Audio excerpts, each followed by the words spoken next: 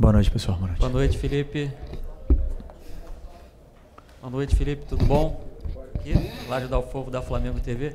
Felipe, você ainda vai certamente responder bastante sobre as questões ofensivas que deram certo hoje, mas agora são 5 jogos consecutivos sem sofrer gols, né? 3 vitórias no período em que o Flamengo, desde que o Flamengo perdeu pela Libertadores. O que significa para você 5 jogos consecutivos sem sofrer gols? Bom, primeiro nível do... Tá muito alto aqui. Alô, agora. Primeiro nível dos jogadores, que são muito bons. Depois a concentração, o comprometimento defensivo deles, que é muito... O nível de comprometimento e de estudos deles mesmo, né, com os próprios erros e com os acertos é muito alto. Eles mesmos se cobram, eles mesmos vêm perguntar para mim o que poderia ter feito em tal jogada, como poderia ter solucionado. Então esses debates ajudam muito a fase defensiva, e eu penso que uma equipe, que um ataque ganha jogos, mas a defesa ganha campeonatos. Sempre penso isso e dou um valor muito importante para a fase defensiva da equipe. Isso não quer dizer que é a última linha, quer dizer que são os 11, né, que jogam, que são importantes na fase defensiva, e todos têm que participar e tem a sua função também defensivamente. Está muito alto ainda, não tem como baixar? Um pouquinho. Alô, tá bom, vamos embora. Alô, tá bom. Uhum. Pode? Felipe, boa noite. Gabriel Reis, Placar TV e Paparazzo Rubro-Negro. Queria te perguntar sobre o desempenho do Ayrton Lucas. A gente percebeu ele fazendo uma grande partida, não só hoje, já vem melhorando, e eu percebi um detalhe. Ele muito bem na jogada defensiva aérea, né? E era uma pequena deficiência que a gente percebia, que algumas jogadas aconteciam, e a gente percebe algumas coisas que já dá para ver que tem ali bastante do seu trabalho, como, por exemplo, o Pulgar, o De La Cruz, que não podiam tomar cartão amarelo e não tomaram cartão amarelo. E uma partida também, gostaria que você falasse sobre essa partida que o Pulgar fez hoje, né? Acho que o time inteiro foi muito bem, mas a partida do Pulgar foi impressionante.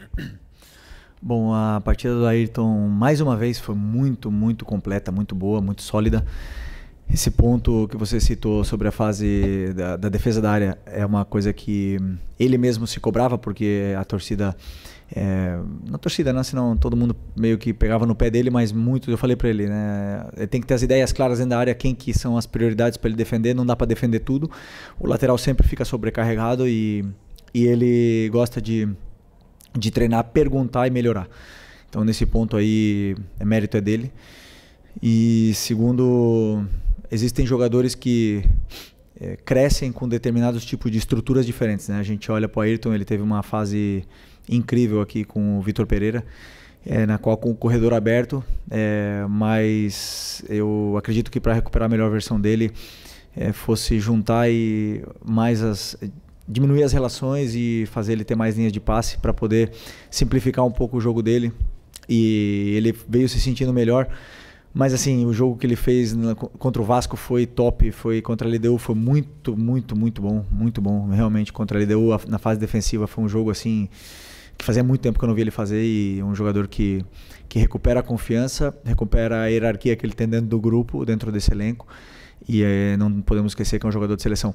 Mais uma lição para todos, nós, vocês e torcida, de que um jogador ele não desaprende, né, de jogar, né? Ele só precisa de tempo, carinho, e ele vai recuperar a melhor versão em tempos, né? Ele, o Wesley, todos eles demonstraram isso para nós, então fica a lição aí. E o Eric mais uma vez, um jogo extraordinário. O Eric é fora de série, um jogador fora de série.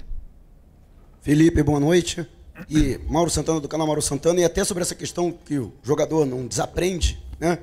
Tivemos mais uma vez a presença do Pedro, dessa vez como titular pela primeira vez, depois desse longo período de recuperação. Queria que você falasse a respeito desse processo que culminou com a primeira partida dele como titular, como é que você tomou essa decisão, né?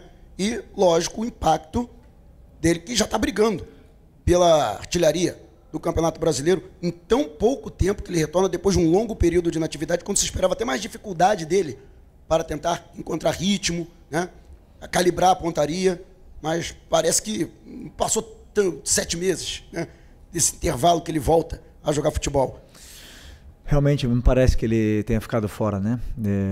Isso com a bola, né? Com a questão fina com a bola, ele está incrível e a gente via isso nos treinamentos, né? Os próprios médicos tinham que frear ele porque ele estava vindo muito bem nessa recuperação, mas existem prazos e era importante ele cumprir esses prazos. E agora nós temos que continuar com essa sequência de minutos para ele. É um jogador muito determinante, muito diferente nas áreas, na área. Ele faz a diferença, um cara que é decisivo e eu acredito que venha a potencializar ainda mais o nosso ataque. Tem o mesmo conteúdo que os outros jogadores em vídeo, porém no campo menos. Então existem alguns movimentos ainda que nós temos que automatizar mais para ele e para que a equipe possa entender a forma de jogar que ele tem. E eu não tenho dúvida que ele vai elevar mais ainda o nível do nosso ataque, que está muito forte. Então fico muito feliz pela partida dele e agora vamos recuperar mais essa parte física. Ele mesmo sabe que fisicamente não está a 100%, mas conseguiu ser titular hoje, conseguiu fazer um jogo muito bom, muito bom e vamos esperar que ele siga nessa evolução aí, porque é um jogador de Copa do Mundo, né? Todo mundo sabe. Felipe, boa noite. Rodrigo Cerqueira, Grupo Globo. Ainda em cima dessa questão do ataque, hoje você começou com Pedro e Cebolinha, que ano passado era a dupla tida como titular, em um dos grandes momentos do Flamengo no ano, e os dois se machucaram, ficaram um período fora. O Pedro, uma lesão mais grave, o Cebolinha, menos tempo, mas enfim. Qual o ganho que você tem nessa questão de elenco e ofensivo, você poder contar com eles dois, que parece que mesmo, o primeiro jogo deles juntos esse ano como titulares, mas parece que eles já estavam jogando juntos, enfim, é uma sintonia muito fina entre eles, né? Sim, a escolha pelo Cebolinha hoje foi pelo plano de jogo, pelo que eu imaginei que pudesse acontecer com a equipe do Corinthians na fase defensiva deles. Então, onde estariam as vantagens, e imaginei que um jogo seria melhor para o Cebolinha antes que de outro companheiro, né? Então, ele tem essa relação socioafetiva com o Pedro, que é muito boa, mas também com a Arrascaeta, e eles se entendem muito bem, né? Então, muitas das vezes o Pedro gosta de fazer um jogo mais associativo e ele é o cara que dá profundidade. Também o Michel faz muito bem isso aí e é muito bom ter todos esses jogadores disponíveis, né? O Cebola vem de uma lesão muito grave, a lesão mais grave de todas no futebol, e também outro jogador que parece que não sentiu, né, todo esse tempo parado. Tem ainda que evoluir, temos coisas que trabalhar, que melhorar, mas é muito bom ter Cebola, Michael, Bruno, Luiz, Plata, todos podem jogar nesse lado do campo, até mesmo o Matheus Gonçalves pode jogar aí e é importante que eles se sintam confortáveis dentro do campo. Boa noite, Felipe. Pedro Ramos, da Sintonia Esportiva. Parabéns pela vitória e pela goleada de hoje. Eu queria falar sobre o Hugo Souza, o goleiro do Corinthians, que teve a oportunidade de jogar contigo também aqui no Flamengo, e apesar de estar fazendo uma boa temporada, estar numa carreira excelente elevada, teve seu nome gritado pela torcida do Flamengo hoje. Eu quero saber de você se você consegue ver algum paralelo com o Hugo Souza e o Matheus Cunha, porque é o goleiro que veio revelado do Flamengo, está no banco de reservas, se você acredita que é necessário que ele saia do Flamengo, ganhe casca, para voltar e consiga talvez desempenhar um futebol com mais constância. Obrigado. Bom, o Hugo, eu já falei sobre ele em outras entrevistas, né? É um amigo que eu tenho, um ex-companheiro aí durante alguns anos. E é um cara com um potencial muito grande e muito corajoso, né? Porque ele decidiu sair, também era o momento dele sair. Aqui as portas, a situação dele estava bem complicada realmente, as portas estavam se fechando e ele teve muita coragem de ir para Portugal, num clube de menor expressão, para poder mostrar o futebol. E aí eu acho que ao sair desse contexto do Rio de Janeiro, para ele foi muito bom e hoje ele é o goleiro que ele é. A falha que ele teve não quer dizer nada, até mesmo pelo respeito que ele tem com a torcida do Corinthians, com grandes atuações, e hoje fez também grandes defesas. Então, um goleiro que o mérito é dele, né? Conquistou tudo, conquistou sozinho. E o Matheus foi titular do Flamengo, é um cara que é muito confiável, confio nele, vai jogar na quinta-feira. E não tenho dúvida que se precisar, como vou precisar em alguns momentos do ano, eu sei que eu posso contar com ele de olhos fechados, né? Então, não sei sobre sair ou não sair. Hoje o Rossi está sendo titular, está desempenhando um grande trabalho também. Para mim, o principal do goleiro é debaixo da trave com as mãos, e ele está fazendo bem, e depois com os pés também nos dá muito a equipe. E os dois goleiros têm essa briga saudável entre eles. E hoje por hoje tô optando pelo Rossi, mas eu sei que se precisar eu posso contar com o Matheus. Até mesmo quando eu cheguei aqui na Copa, ele era o titular e o time estava classificado até a semifinal. Felipe, boa noite. Natália Brasil aqui, Rádio Roquete Pinto. O Flamengo teve a goleada contra o Juventude 6-0, depois teve 2 empates sem gols e hoje voltou a ter um placar muito elástico 4-0. A gente já ouviu, né, tanto da torcida quanto da imprensa, comentários a respeito da dificuldade do Flamengo em alguns momentos em fazer gol, mas a gente viu recentemente 2 grandes goleadas. O que você acha que pode estar acontecendo? Algum posicionamento tático da sua escolha? O que você acha que pode estar tendo essas oscilações entre uma goleada e jogos onde o Flamengo não conseguiu marcar? Bom, primeiro, se você olhar a tabela da Europa, nem o Barcelona nem o Paris fazem gol todos os jogos e muitas vezes eles também perdem gols e daí a gente olha, de repente eles fazem 4, fazem 5. Não vamos fazer gol todos os jogos, isso é uma coisa evidente. O problema é que aqui no Flamengo, eu conheço bem esse clube, já estou aqui há 6 anos, quando não se conseguem as coisas, ou quando, por exemplo, empatamos o jogo contra o Vasco e não fizemos gols, criamos várias chances, não fizemos o gol, então a torcida, ou então o pessoal aí, os analistas de YouTube, de Twitter, temos que achar um culpado. Então a gente começa a analisar, eles começam a analisar, ver quem é o culpado. Então, o culpado é que o Gerson está jogando no ataque. O culpado é o Bruno Henrique no ataque. Ou o Michael. Não, o Michael não pode jogar mais. E fazem a cruz nos jogadores e começam a decidir pelo torcedor. E o torcedor consome isso. E o que eu quero aqui pedir para o torcedor, não gosto de dar recados, é que não consumam o que eles falam. Eu também analiso minha equipe, eu também sei o que a gente pode melhorar. E quando não se faz gol, os jogadores são os primeiros que pedem mais finalização. Os jogadores são os primeiros que sabem que tem que melhorar, sabem que tem que chegar na área e ser mais frios e criar automatismos e mecanismos para poder fazer gols. Mas esse time aqui já deu muitas alegrias e é o time mais goleador do Brasil em 2025. E um dos menos goleados. Então, eu sei o que eu estou fazendo. Eu acredito muito na minha ideia, no que é a minha ideia de jogo. Sei o caminho que traço para chegar até o gol do adversário, dou o plano para eles e tem dias que eles vão fazer gols. Tem dias que vai chutar 2 e vão fazer 2 e vai ficar 2-0. E tem dias que vão chutar 20 e infelizmente a bola não vai entrar. Isso acontece porque o adversário também joga. Se o orçamento, né, fosse solução, a gente entrasse com 15 em campo, mas não é assim, entra com 11, muito bons, entramos com os melhores 11 da América no campo. Mas o adversário também joga, também tem suas armas, também sabe anular. Senão o único time seria campeão todos os anos e o futebol é tão complexo por causa disso. Então, o mesmo torcedor que me pede, ou mesmo jornalista que me pede para botar o Gerson de volante, é o que me pede para botar o Nico de meia. Então, deixa comigo. Quem vai errar sou eu, quem vai acertar às vezes sou eu e deixa que esse é meu trabalho. Okay? Boa noite, Felipe. Léo José do Coluna do Fla. Ainda na questão individual, a gente vê o Matheus Gonçalves entrando agora, né, nesse segundo tempo, e numa entrevista coletiva no começo do ano você tinha dito que o Matheus Gonçalves ele é visto como um jogador de beirada e por conta disso ele não vinha tendo tantas oportunidades. Só que no Mundial do ano passado, na final contra o Olympiacos, você colocou ele mais centralizado, né, como meia encostando ali na grande área. O que mudou nessa percepção do futebol do Matheus Gonçalves do ano passado, jogando mais centralizado, e nesse ano você enxerga ele mais como ponta?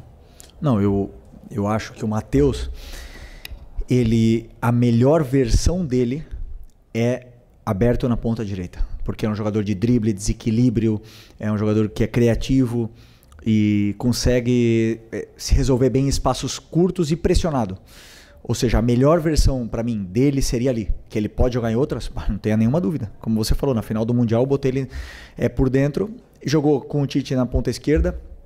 Jogou comigo já na meia esquerda. No lugar do Arrascaeta na pré-temporada. E ele pode desempenhar.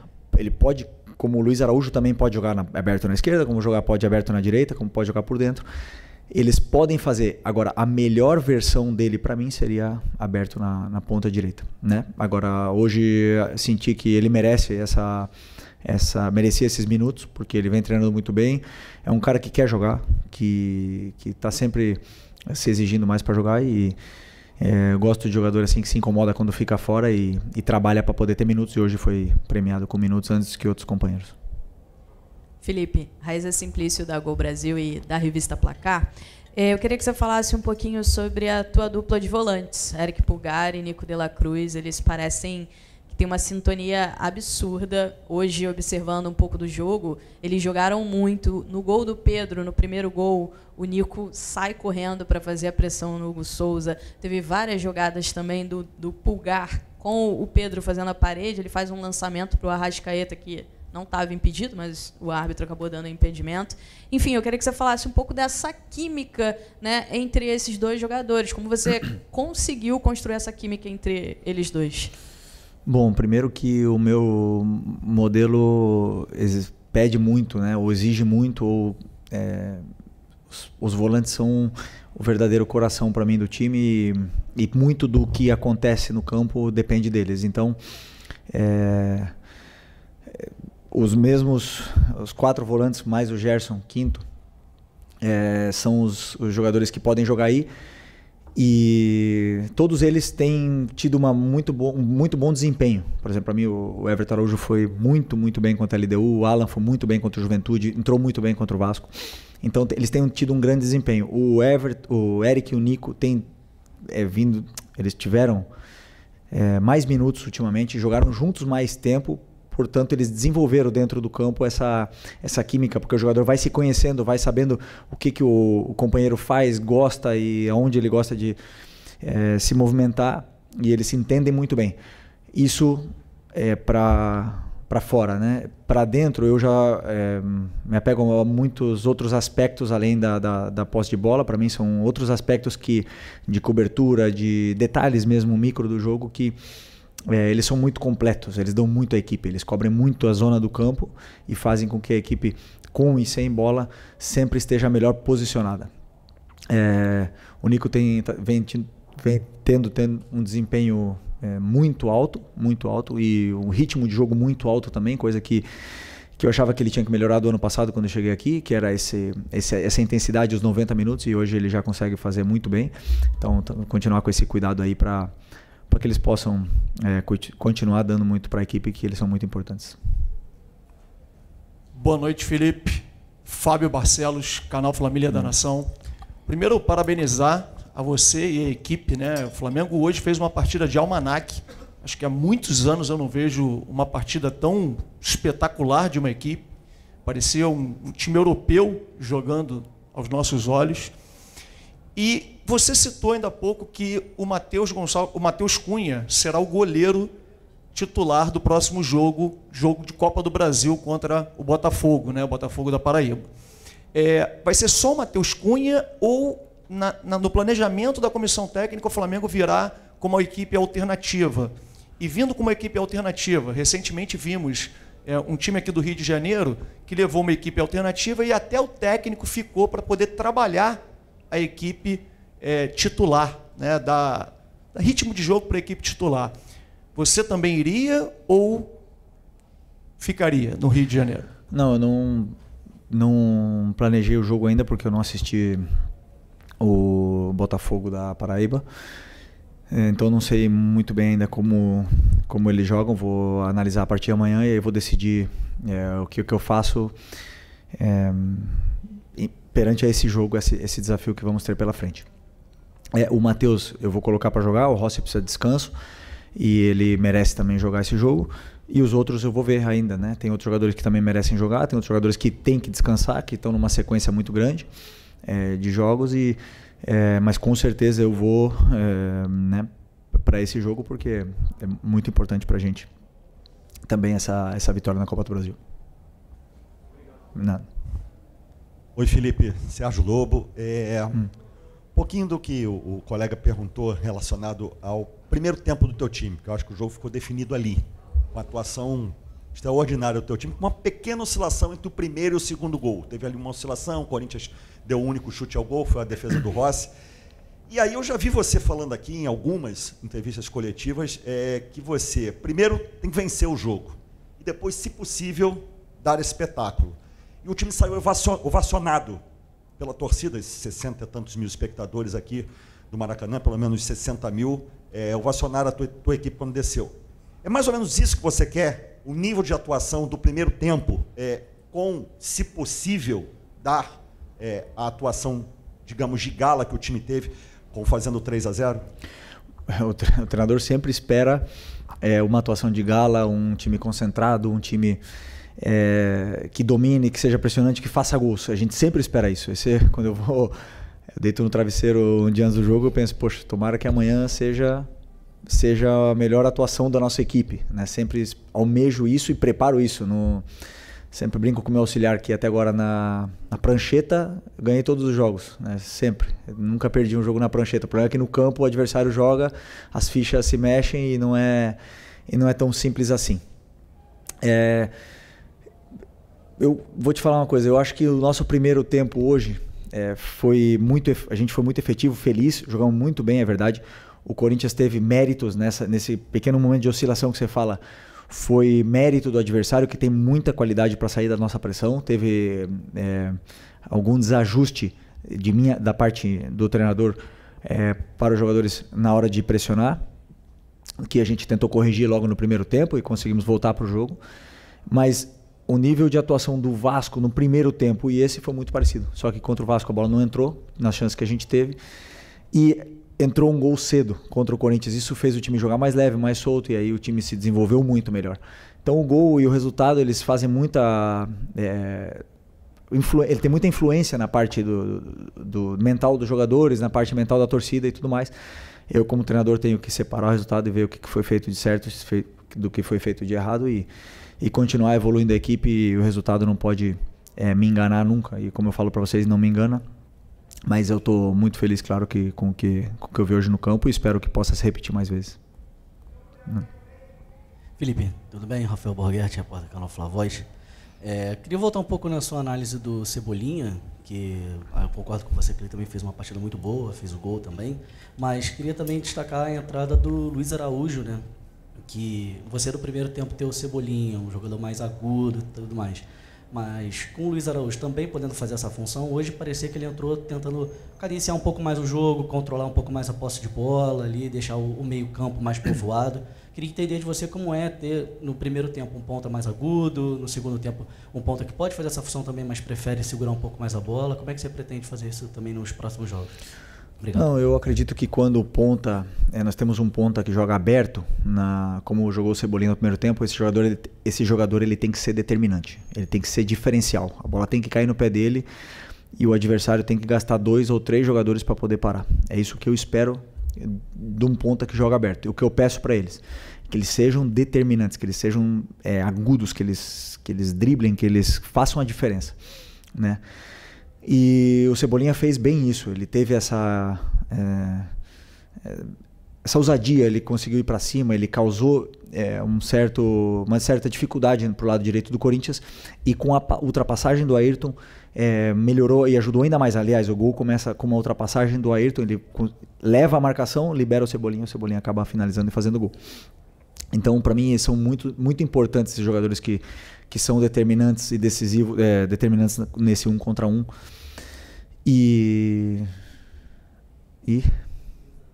do Luiz Araújo. E bom, no segundo tempo eu coloquei o Luiz, porque o Luiz também é esse jogador que tem gol, tem assistência, tem um cruzamento com o pé natural, né? É diferente, então imaginei umas situações diferentes com o Luiz ali, além de que o Luiz treina muito bem e está entrando sempre muito bem, é um jogador muito, muito importante, então achei que ele fosse importante ele ter esses minutos aí, e foi importante para a equipe também. Felipe, boa noite. O companheiro aqui acabou até entrando um pouquinho nesse tema. Eu queria, por mais mal-humorado que pareça, queria falar um pouquinho sobre aquele período entre talvez os 15 minutos e o segundo gol do Flamengo. O que, na verdade, você tira daquele momento? Assim, você enxergou algum movimento do Corinthians? Não sei se me pareceu um período que o Carrilho mudou um pouquinho o lugar onde ele pegava a bola, onde ele se posicionava, mas também principalmente um momento em que a pressão ela não conseguia encaixar tanto e o Corinthians ficou mais confortável com a bola. Esse Flamengo parece ser muito melhor sempre que ele consegue pressionar o adversário, e até mais do que ele constrói de trás, embora ele construa bem de trás. Havia uma dúvida um tempo atrás, como será quando houver Pedro e Arrascaeta juntos para sustentar uma pressão? Você relaciona esse período alguma coisa à presença desses dois, ao movimento do adversário, e você tem alguma dúvida que o time é capaz de manter jogos de muita pressão com os dois fazendo essa primeira pressão do time? É bom, não é a mesma coisa jogar com Pedro Arrascaeta que com Bruno Henrique Plata e Michael, que são jogadores extremamente pressionantes, né? Então, isso, muitas das vezes, mesmo sem encaixar a pressão, jogadores pressionantes fazem e forçam o erro do adversário, porque eles não dão tempo para o adversário pensar e criar o jogo, ou se posicionar, né? Então, a característica do jogador, ele tem uma influência. Mas sobre esses minutos que você falou, foi uma mudança para mim desde o banco. Eu não assisti ainda o jogo, mas para mim foi uma mudança tática. O Memphis descia, formava um losango, o Romero abria, o Yuri do outro lado, e formava um losango no meio com Ranieri, Bidon, Carrillo e Memphis. E isso sobrecarregou nossos volantes. Então eu não estava conseguindo dar a informação, porque é um pouco mais complexo, porque eram muitos jogadores envolvidos na solução desse problema. E aí acabamos sofrendo um pouco sem a bola, né? Mas o nosso time sabe sofrer também. Temos uma última linha de 4 jogadores que sabem jogar alto, com coragem. E nesse período eles tiveram uma chance de gol num cruzamento, que é como os adversários tentam chegar contra a gente, a maioria, né? Por cruzamentos ou por contra-ataque. Então, é basicamente isso. Esse foi esse período aí curto que a gente conseguiu ajustar esse encaixe nesse losango do Corinthians, e aí eles já dificultaram novamente para poder jogar. Como também a sua companheira, acho que citou, o Nico tem um papel muito importante nessa pressão, porque é um cara que é muito pressionante também, e aí tudo melhorou quando os encaixes se ajustaram e os jogadores conseguiram voltar até a bola, que é importante. Obrigado, Felipe. Boa noite. Tchau, tchau.